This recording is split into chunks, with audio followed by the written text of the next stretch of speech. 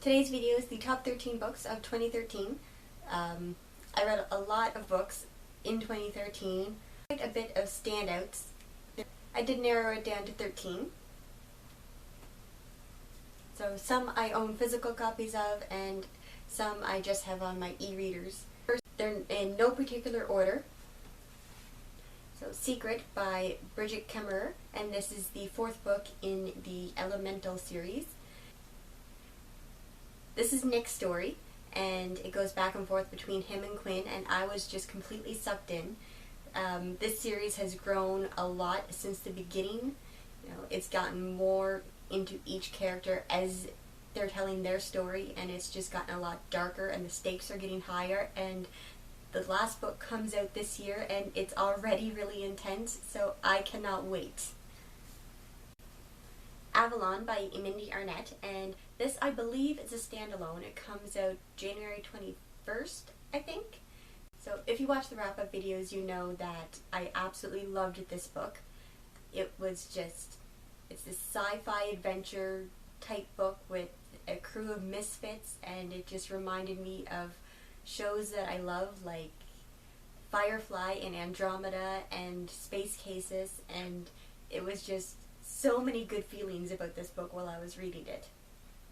Me Since You by Weiss, and that's kind of a little bit hard to say, but so this book I have to say was really hard to read, not because it was bad, but because of the emotions attached in this book. It was just really raw, and the author it was just punch after punch after punch, and it was just emotional, and that's really all I can say is it played with the emotions so much. The Last Olympian by Riordan, and really any of the Percy Jackson books could have been on this. I just picked this one because it was the most recent one I read, and it was the last in the series. And I just love the entire series. Swan by Keating, and this one was really different because it was told completely in the boy's point of view, and I just fell in love with the characters so much. There was just, the author does teenage boy really, really well. There was all these baseball metaphors, and I like sports, so that was really cool, and I understood them too. They weren't written in a way that it would go over my head as someone who isn't a huge baseball fan. Opal by Jennifer L. Armentrout. Again, another series I've been completely loving. I haven't read the next one in the series yet. I've kind of been putting it off until it's closer to the last book. I think it's the last book in the series that's coming out, because this one ended in a really big cliffhanger, and so did the previous one, and I've heard that the one after this one ends in a cliffhanger, and it's just, I can only take so many cliffhangers. But the series has been so good, and this one was definitely no exception. All Our Yesterdays by Cristin Terrill, and this one I really loved the different take on the time travel and the characters again, and I can't wait until the sequel to this one comes out. For the Evernight by Veronica Rossi, as well as Into the Still Blue. I am combining these two together. That might be cheating, but there are 2 and 3 in a series. So this is the second one in the series, and I was a little bit nervous at first because I was finding that a lot of the books at the time was suffering from like middle book syndrome, where not much is going on and it's just kind of there to advance the plot a little bit and be kind of a filler, but this one definitely wasn't. And then Into the Still Blue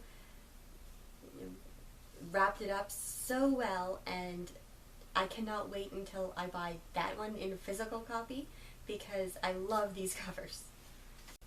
The Fault in Our Stars by John Green, and this one I am still not over. I don't know how you get over this book.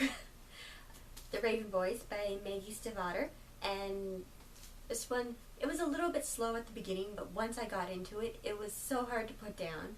I love the fact that there are multiple points of view, because as somebody who likes a lot of characters in books, then that was really good to see, as well as it was so complicated and there was different mythology that I'd never really heard of before. Anna and the French Kiss by Stephanie Perkins. I'm still not quite sure why it took me so long to pick this book up, because I kept hearing how good it was, but I just kept avoiding it. And finally I picked it up and I read it all so fast. It's so cute, and it was just a perfect book for what I needed and wanted at the time. And it's one of those books where I'm definitely going to be rereading it this summer. Bittersweet by Sarah Ockler.